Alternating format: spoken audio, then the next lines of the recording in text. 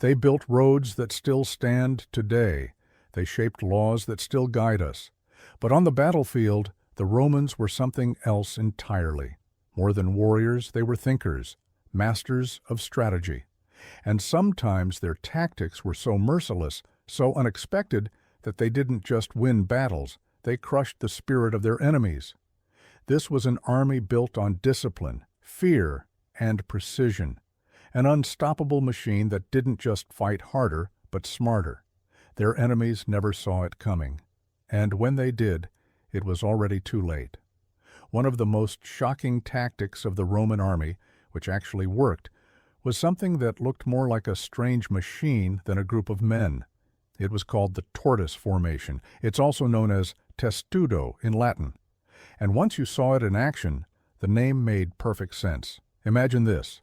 Rows of soldiers marching slowly forward, their shields locked together so tightly that not even an arrow could slip through. Shields in the front, shields on top, shields on the sides. From a distance, it looked like a living tank made out of metal and muscle. This was no ordinary formation. This was a wall, a roof, and a shell moving as one. But why was it so terrifying? Because it was almost impossible to stop. Archers would rain down arrows, but nothing got through. Spears bounced off. Rocks were useless. Even fire couldn't reach the men beneath. The enemy would watch in horror as this wall of shields crept closer and closer, completely unstoppable. And then, when the Romans were close enough, they would break formation, pull out their swords, and attack with full force. The testudo wasn't just strong, it was smart. Roman commanders used it especially during sieges, when their men had to cross open ground under heavy fire. It protected them while they marched straight to the enemy walls. Sometimes it was even strong enough to carry horses or wagons on top of it. Can you imagine an army walking under a platform like that? That's not just defense, that's domination. But there was a catch. The testudo was slow, very slow. And if enemies got too close, the formation could be broken. The soldiers inside couldn't fight well while holding the shields in place. If cavalry charged at the right moment, or archers attacked from both sides, it could turn into a trap. Still, most enemies had never seen anything like it. They were shocked. Some even ran before the Romans arrived. It wasn't just a tactic, it was a message. We are coming, and you can't stop us. So would you have stood your ground against that living wall, or run for your life? The next formation that the Romans used was something truly terrifying. A wall of warriors that didn't just fight once, but kept coming, wave after wave.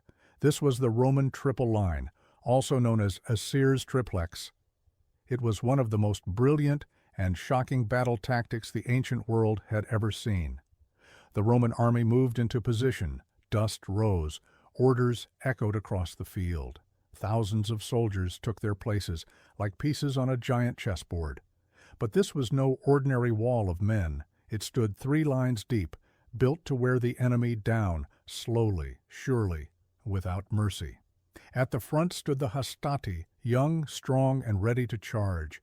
Behind them stood the principes, older and more experienced. And in the back, the triarii, seasoned veterans, calm and silent, waiting for the right moment. 3 lines, 3 chances, 3 levels of fury. But what made this tactic so deadly? It wasn't just the strength, it was the timing. The battle didn't start with everyone charging at once. First, the velites, light soldiers, would rush forward, throw spears, shoot arrows, then slip back through the gaps between units. Then the hastati charged. If they couldn't break the enemy, they retreated through the gaps. Still no victory. The triarii stepped in. When the triarii moved, it meant things were desperate. Romans even had a saying for that. It is come to the triarii. It meant that the situation was critical. But even then, the army didn't panic. The system was built for pressure. Soldiers swapped in and out like clockwork, never letting the enemy rest. Can you imagine standing against that? Just when you thought you'd beaten the front line, another came forward, fresh, organized, and ready to kill. Then another, and maybe even another. And the best part? The formation could adapt. It worked on flat ground, in hills, and in forests. It didn't matter. The Romans always had a strategy, and because of the gaps between units, they could move, retreat, and reorganize without confusion. It was like a machine, a human war machine. The wedge was one of the most feared formations of the Roman army. It looked like a triangle made of soldiers, narrow at the front, wide at the back. But this was not just about shape. It was a weapon in itself. A weapon made of men, shields, swords, and unstoppable force. Roman commanders used it when they needed to break through enemy lines. When the enemy stood in a solid wall, shoulder to shoulder, thinking they were safe, the Roman wedge would strike, fast, hard, and sharp. The soldiers at the very front of the wedge were the strongest and most skilled. Their job was to hit first and hit hard. Behind them, more soldiers pressed forward, row after row. The weight of the formation kept pushing. The front didn't stop. The sides spread out and widened the gap. It was just like a wooden wedge splitting a log. The Roman wedge split armies. It was used in battles where breaking the enemy's line was the key to victory. At the Battle of Pydna in 168 BC, Roman wedges smashed into the famous Macedonian phalanx. The enemy line, once thought unbeatable, was torn apart. At the Battle of Watling Street, when the Romans were outnumbered by Boudicca's rebel army, the wedge helped them win. After halting the enemy charge with volleys of spears, the Romans formed into wedges and advanced. They didn't just hold the line, they broke through it. The wedge wasn't just effective, it was shocking. Enemies didn't expect it. Most armies fought in flat, straight lines. They relied on numbers, hoping to crush opponents with sheer weight. But the wedge ignored numbers. It used precision and pressure. It didn't meet the enemy head-on, it cut them open. One moment, the enemy had a solid front.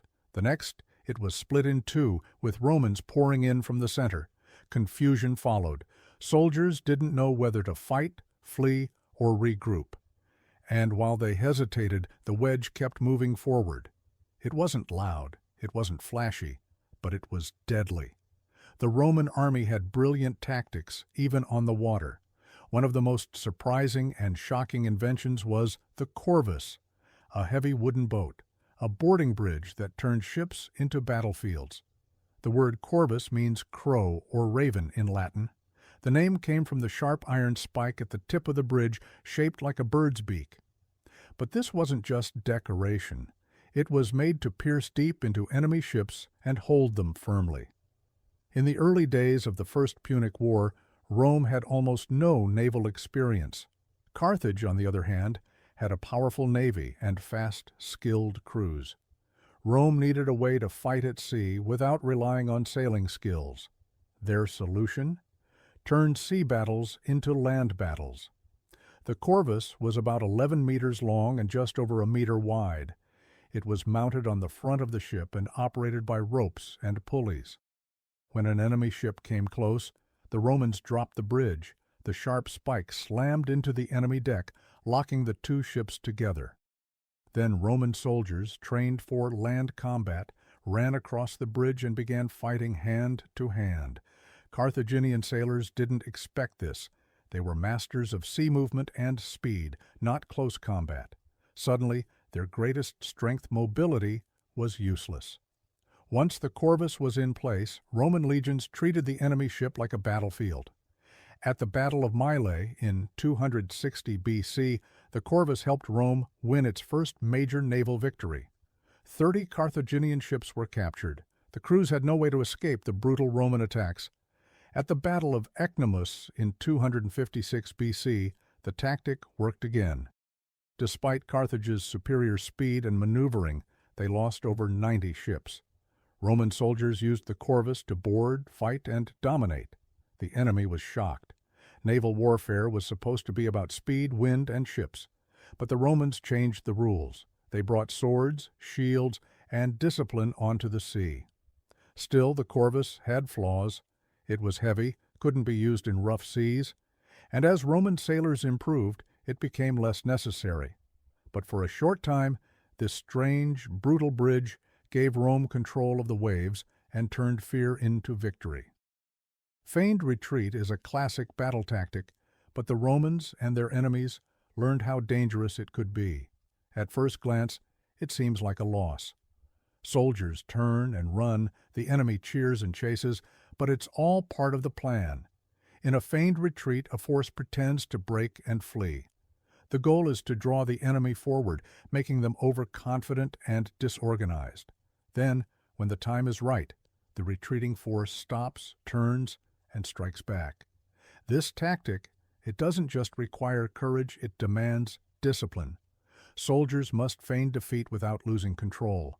When executed properly, it's devastating. The Romans first encountered this tactic in 262 BC during the First Punic War, near Agrigentum in Sicily. The Carthaginian general Hanno commanded his Numidian cavalry to engage the Romans, then quickly withdraw as if beaten. The Romans fell for the ruse. Their cavalry eagerly pursued the retreating horsemen, confident in finishing the fight. What they didn't realize was that they were heading straight into an ambush. Hanno's main force lay in wait. The Roman cavalry was surrounded and suffered severe losses.